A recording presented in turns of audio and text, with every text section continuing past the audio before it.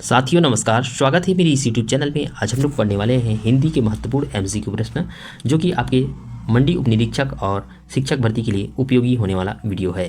तो आइए शुरू करते हैं। पहला प्रश्न ये रहा, निम्नलिखित में अर्धस्वर है।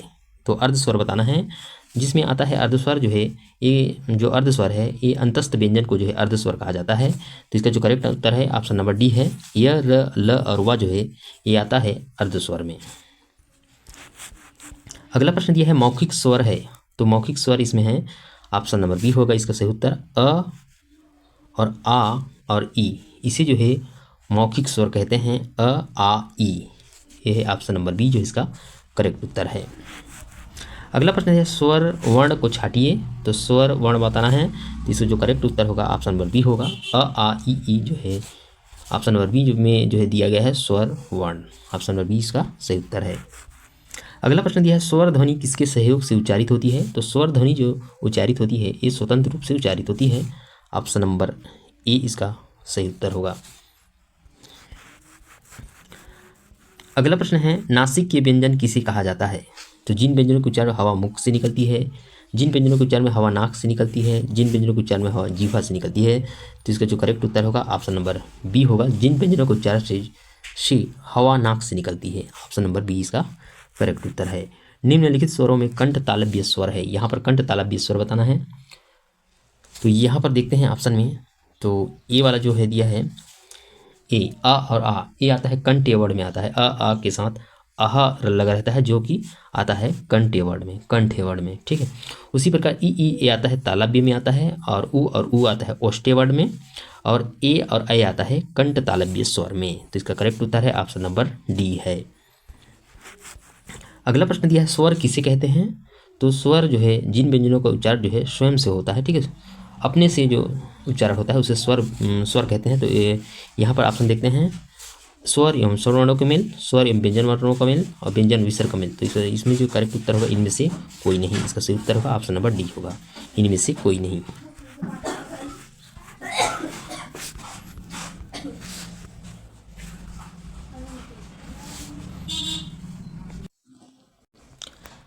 अगला प्रश्न दिया है जब किसी व्यंजन का संयोग उसी व्यंजन के साथ होता है तो उसे क्या कहते हैं।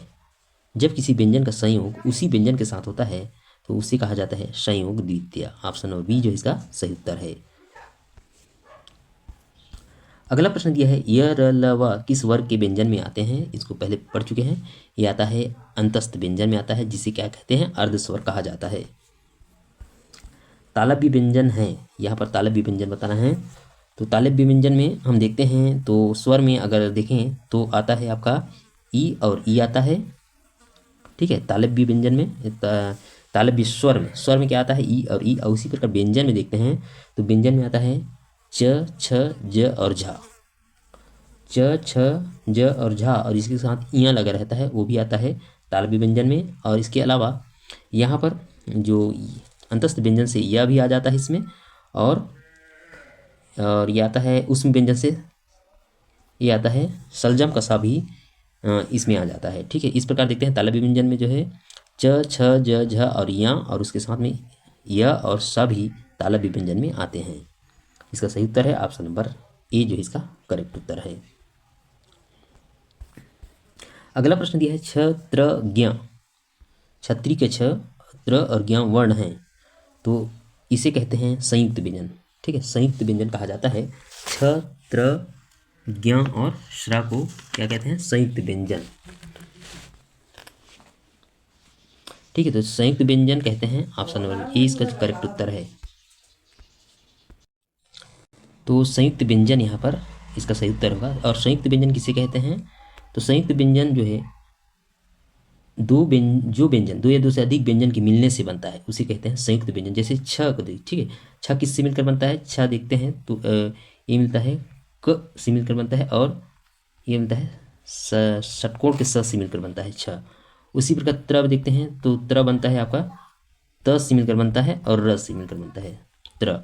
और ज्ञा बनता है किससे, ज और या से, ज्ञा जो बनता है ज और या से बनता है ज्ञा। और इसी प्रकार इसमें स्र भी होता है, जो कि संयुक्त व्यंजन में आते हैं। तो इसका सही उत्तर है ऑप्शन नंबर ए होगा संयुक्त व्यंजन।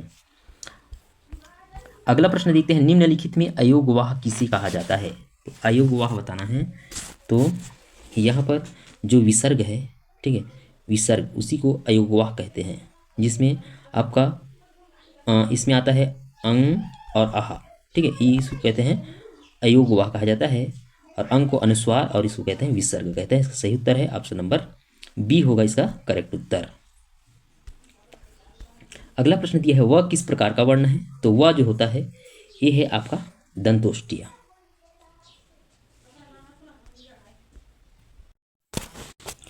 तो इसका सही उत्तर है ऑप्शन नंबर ए, वह किस प्रकार का वर्ण है। तो वह जो होता है वो है दंतोष्ट्य वर्ण। इस प्रकार इसको जो है अंतस्थ व्यंजन भी कहते हैं।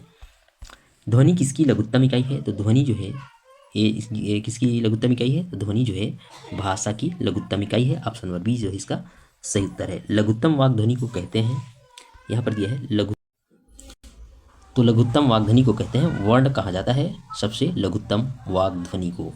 ऑप्शन नंबर सी इसका करेक्ट उत्तर है। अगला प्रश्न दिया है, बिना अवरोध के उच्चारित होने वाले वर्ड कहलाते हैं। तो बिना अवरोध के उच्चारित होने वाले वर्ड इसे कहते हैं स्वर कहते हैं। ऑप्शन नंबर सी इसका सही उत्तर है। उच्चारण स्थान की दृष्टि से क वर्ग के सभी वर्ण क्या कहलाते हैं। तो क वर्ग के सभी वर्ण जो कहलाते हैं वो कहलाते हैं कंठ्य वर्ण। ऑप्शन नंबर बी इसका सही उत्तर है। अगला प्रश्न है, निम्नलिखित ध्वनियों में से बताइए कि कौन सा वर्ण ओष्ठीय नहीं है। ओष्ठीय वर्ण इसमें नहीं है बताना है। तो इसका जो सही उत्तर होगा, देखो प फ भ म ये ओष्ठ्य वर्ण में आते हैं। तो इसका सही उत्तर है ऑप्शन नंबर डी होगा, यहाँ जो है ओष्ठ्य वर्ण में नहीं है। अगला प्रश्न है, मात्रा या उच्चारण के आधार पर स्वरों को कितने भागों में वर्गीकृत किया गया है। तो मात्रा या उच्चारण के आधार पर स्वरों को 3 भागों में विभाजित किया गया है, ह्रस्व स्वर, दीर्घ स्वर और पलित स्वर। ठीक है, ह्रस्व स्वर होता है, दीर्घ स्वर और पलित स्वर में विभाजित किया गया है। सही उत्तर है ऑप्शन नंबर सी।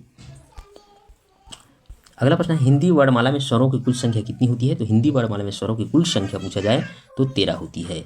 अगर वही मुख्य रूप से पूछा जाए तो वो होती है 11। ठीक है, जिसमें अम और आहा जो है